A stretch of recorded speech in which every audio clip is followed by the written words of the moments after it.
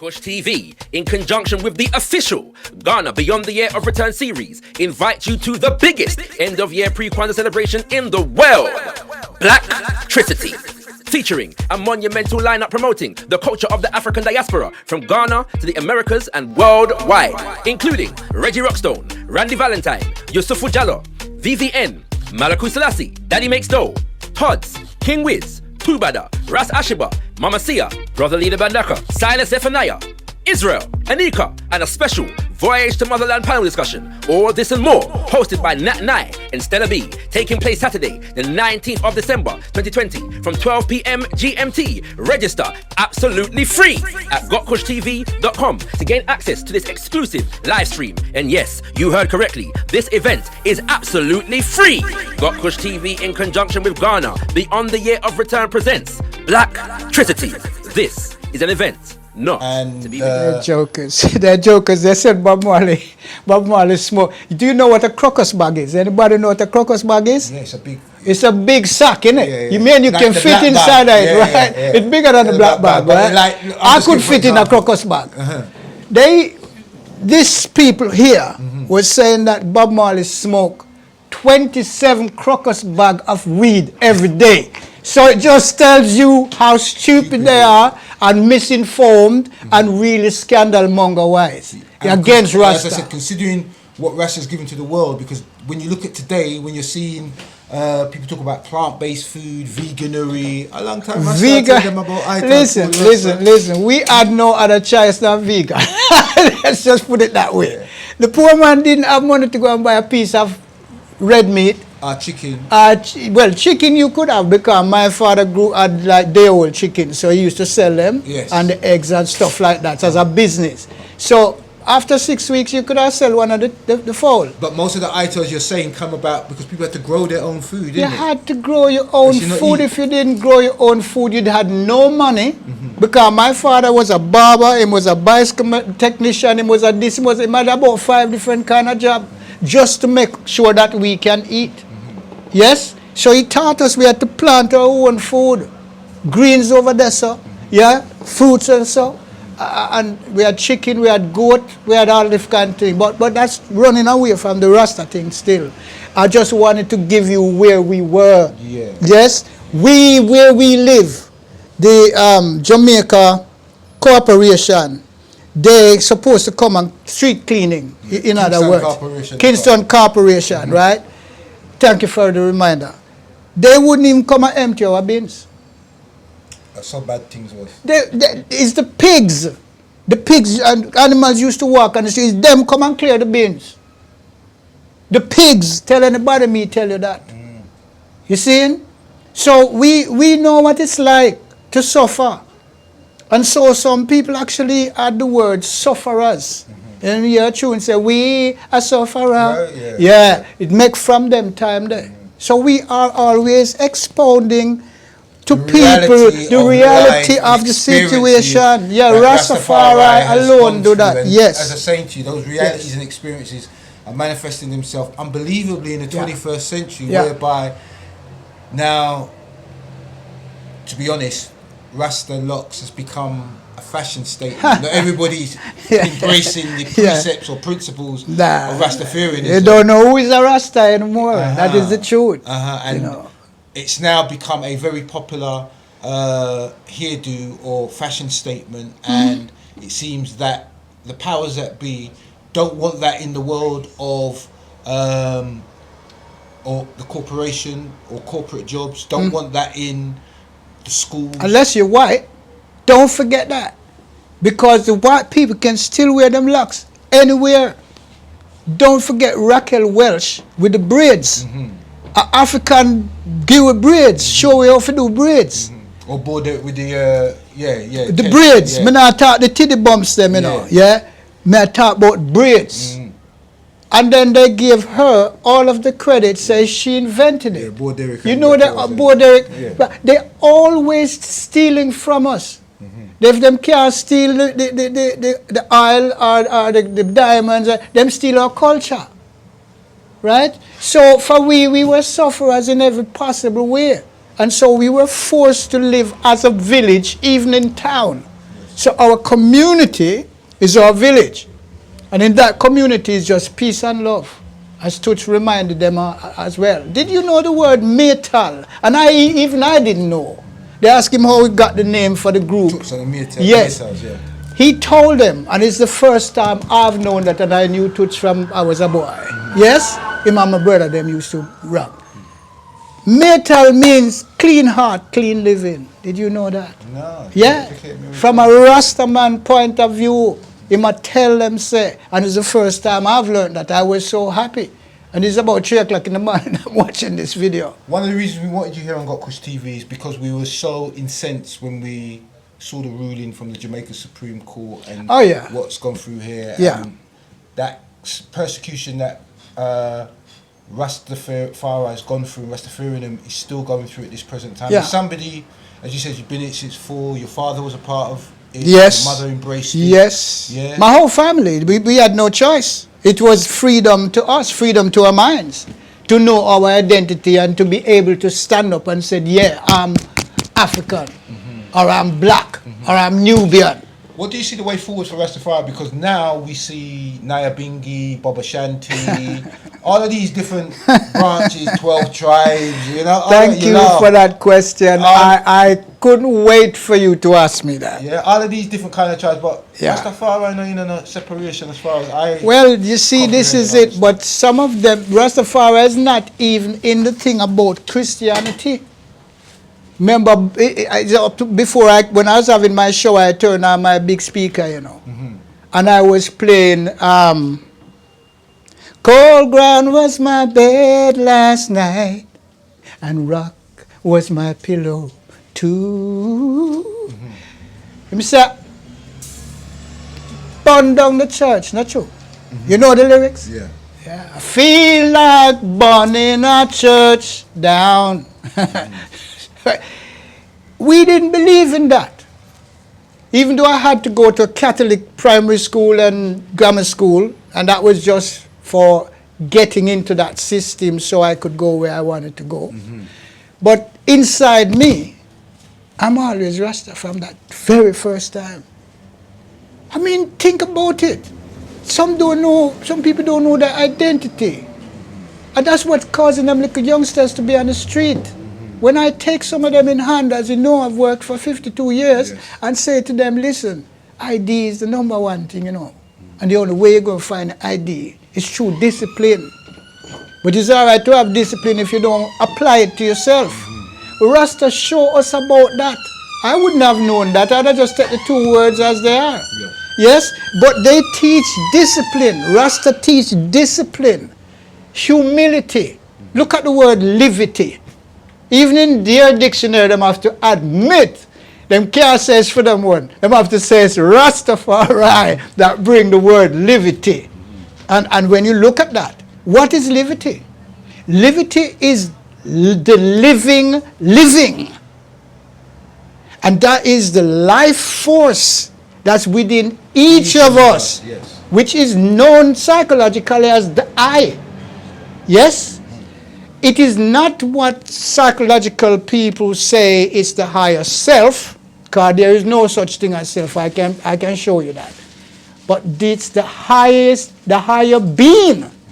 There's a big difference between self and being. Self is about possession of this body, this mind. There's no individuality in spirituality. No individuality, no subjectivity, only objectivity. Well, Rasta show you say, I can't just deal with objectivity because that's a European way to do things. So what they do, there's been a big example here, and I'll come back to the child, okay? The big example here is that when we do things objectively, it has no heart, no soul, no spirit, no nothing. You just do it because, you know, it seemed to make common sense. And that's why I don't belong to the common sense. Rasta teach me. Forget about common sense. Creativity is where it's at. Always be creating, always being outside of the box. So all the people I'm inside the box, still inside that suffer, them can't breathe. Because I'm in this big tomb, I breathe in the same air. And I'm going to suffer from hypoxia quicker than them from the mass nowadays.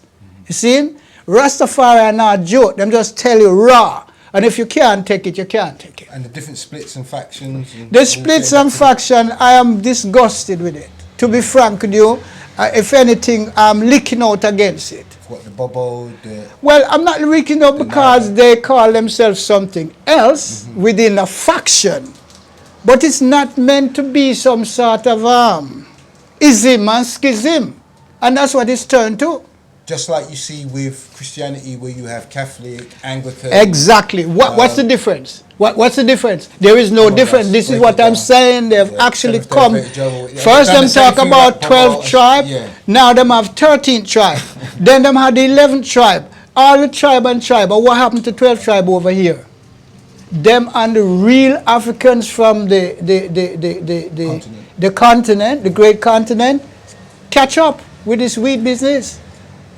And it wasn't very pleasant. It's funny, like you talk about the weed business because it's associated marijuana firmly with Rastafari or Rastafarianism, all right? And today we see in the world whereby, quote unquote, it's been made legal in they can get taxes off of it now. Let's just break it down. It's simple. You know, Peter Tosh did say that. Anytime them can get some money off it, they will make it legal. That's why I'm saying legalize it. And being that Rastafari has always been seen at the center of that and promoting that, what you're seeing with these new companies that come forth and come about, it's not really filtering down into, not even the black community, even to the Rasta community. We are losing the youths. What for me, the biggest thing is we are losing the youths. Back in the 70s, 80s, even part of the 90s, you could look around, you'd see enough Rasta youth. Yes? Yes. And they would come to the things events that we have, and they would satter and reason with elder, yes, and we could guide them, not going on the street and doing all this stupidness. And when we're saying about guiding them, we're talking about a lot of people associate marijuana with just smoking, but there's enough Rasta, that don't smoke marijuana. Well, look, use it in a medicinal, in a tea form, or eat it for holistic purposes, right? Right. So, am I correct? You're absolutely correct. But number one, there is a difference between cannabis and marijuana. Break it down, right? Yeah? Marijuana have the TF whatever's in it. Cannabis does not have that. You see what I'm saying? Because my grandmother used to make tea with it and give to we as children. So if it did have TF, whatever it is, CHC and all that stuff, she wouldn't have given it to us. Yeah? And even in the so-called Christian Bible, there is somewhere, I can't remember the actual book of the Bible, but I will look it up, and they misspelled a word which they say is the cure-all for all diseases. And it was meant to be saying cannabis. And when you look on the walls of ancient Tamare or ancient Egypt, there is a guardian angelic host called Seshat or Seshat. And above her, like you might see Aset with horns or Hathor with horns. Above Seshat is the cannabis plant. Absolutely. Well, you see, look at Solomon's grave. That's where it was growing. It was growing. As far as Rasta's association with it, is that's what makes them say that. But the truth is, it wasn't we that first of all discovered cannabis, Yeah? It was Indians. The Indians living in Jamaica. Okay, come break it down. Well, I'm going to break it down for you. Because one of the other names, in Jamaica, everybody have a name for you. Yeah? One of the other names for Asian, Indian. No, for my man, not Howard. Howard. Is Gong. G-O-N-G. This is where Tough Gong and and Guru. And his surname that he made up was called Mirage, which is an Indian name. Yes. So what really happened is my daddy is from the Indians. Okay. You see what I'm saying? And my daddy knew about that. That's how my grandmother knew about cannabis and all this stuff. Long before Rasta actually confirmed it as a sacrament. You see what I'm saying? Yeah? But G.G. Mirage is the same oil. Okay. You have to know that. Gang is the same oil. And Guru. See, Guru, Gang, G, Maharaj. So he made friends with them, and they showed him, and they were high, and getting them little high and thing, and him say, wait, you love this. You know, can have a medi. Yes, yeah? Hold-A-Medz. And that's where we got the chillum from, you know. It wasn't we met the chillum as Rasta, you know. We adapted it from them. From the Asians? Yeah, not the Asians. These were black Indians.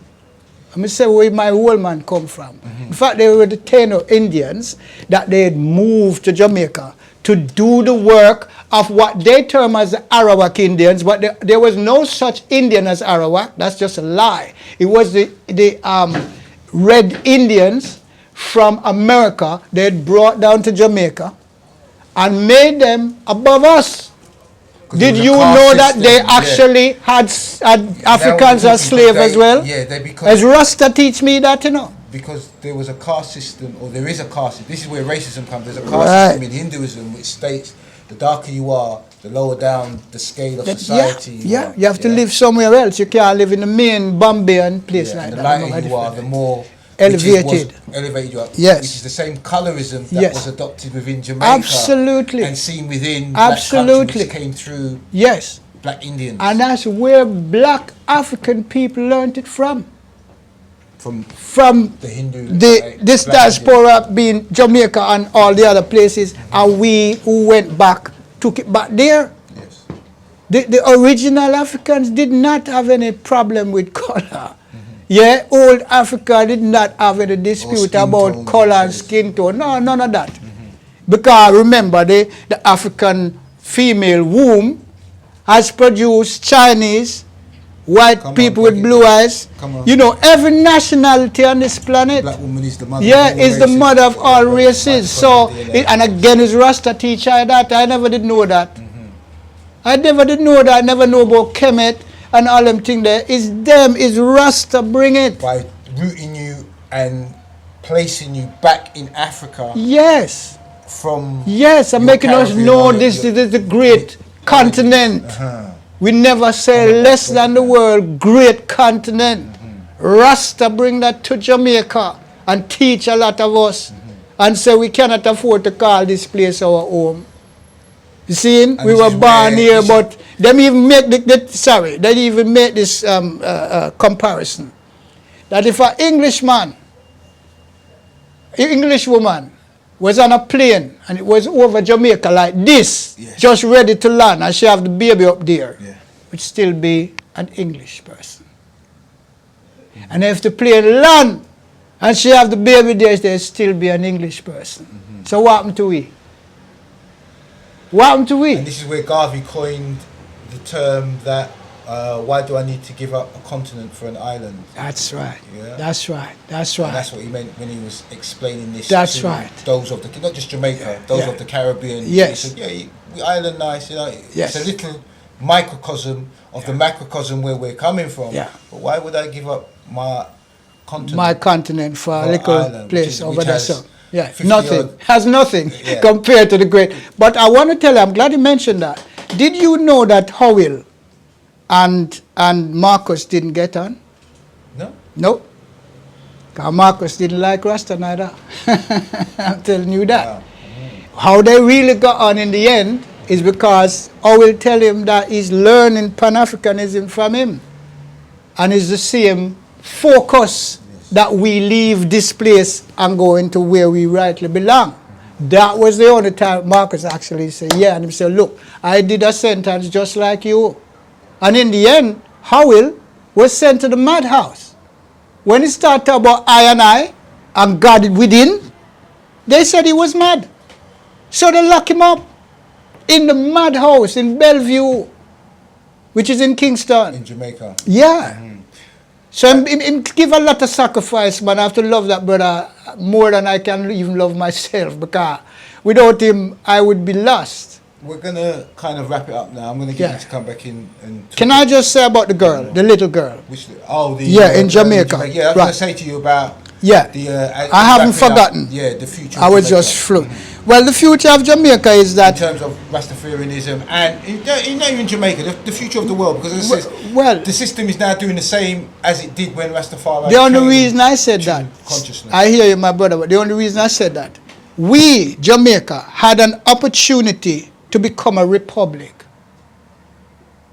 way back in the 80s and 90s. Yes. Through man. Do you remember a man? No, it wasn't Manley. It's my cousin, P.J. Patterson. He's put it to the English, the British, and them say, yes, well, the only way you can get that in concert with America is if you win 3 consecutive terms. Now, that seemed like an impossibility, but then he did do it. 3 consecutive terms. No other prime minister has ever done that. I'm saying to them, well, yeah, I'm ready now. And I'm saying, no, sorry, we can't afford to let you go. Yeah, because the first 2 governor general, you have to remember, say, the governor general, yeah, being in Jamaica, being appointed by here, was one of the biggest stigma against, biggest person against the stigma, according to him, of Rastafari. And 2, the first 2, C.C. Campbell and Florissant Glasspool, was family to me. So me know the whole works. As long as you have a governor general on one of the islands, you're not independent. It's a load of rubbish. But you see what we have now? Barbados is going to get republic. Yes. And now Jamaica people say, well, if Barbados, who is smaller than we, can get that, we have to get it, and it's going to be trouble if we don't get it. And I don't know, Rasta tell them so. Let's be a republic and make laws for Jamaicans from Jamaica. Yes. Just like how we change the exams, we don't have to do them GCSE stupidness. We do Caribbean exams. You know, so what's going on? Rasta teach them, and them still refuse to learn. What else can we do? Yeah? Rasta is the best. Rasta is the best that ever happened to anyone that, you know, identify with the teachings of Rasta. Nobody never forced nobody, you know. Them just show you, say, it's about time we get inside our own heads and not within ourselves and look within and see who we really are. Identification, yes? And then move along. But we must live in peace and love. That's what Rasta was all about. Never meant no war and all that stupidness. So I man is vexed with the people who want to make war against one another and break up Rastafari into these houses. Yeah? You got Coptic, you got Bobo, you got Bongo, Bongo Nati, you got Naya Bingi. Well, I tell them already, 13, 14, 100, I don't care what kind of them say. I'm an independent Rasta. That's what make me be an independent. I cannot be with them. Because one of the most forward thinking I've ever met in my life. I know you're open to a lot of things. No, man, listen to me. You see what you guys had with Mohammed down in Brixton the other day? Mohammed, man. The all-day thing, the man, we block up the whole of Brixton. Reparation thing, the man. Did you know that somebody who came there a bit later saw something and she called me and she said, you are right. I know you said you would have gone, but I'm glad you didn't go because you would have gone mad. Did you know while you were all doing that great works and giving money to our people, emptying them shop, that the Bubba Dreads over there was doing something else? Did you know that? Yes. It was complained to me not just by that young lady, but by many brethren. I said, boy, we're glad say never down there because you are fire. You would have go over there and deal with them. And so that's why sometimes I just stay away, because I know who I am. Yeah? I'm not telling them not to be Bubba Dreads, you know, don't get me wrong. Because when this go out into the public, I want them to know I still love you.